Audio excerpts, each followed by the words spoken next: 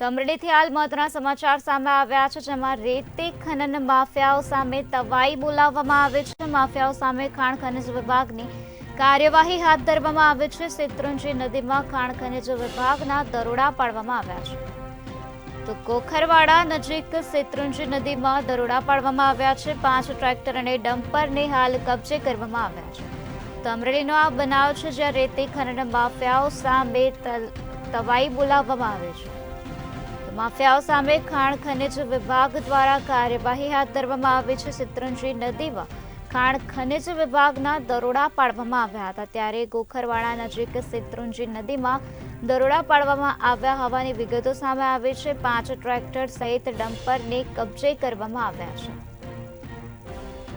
તો ગોખરવાડા નજીક શેત્રુંજી નદીમાં ખનિજ વિભાગ દ્વારા કાર્યવાહી હાથ ધરવામાં આવે છે. ખાણ ખનિજ વિભાગ દ્વારા કાર્યવાહી હાથ ધરાઈ છે.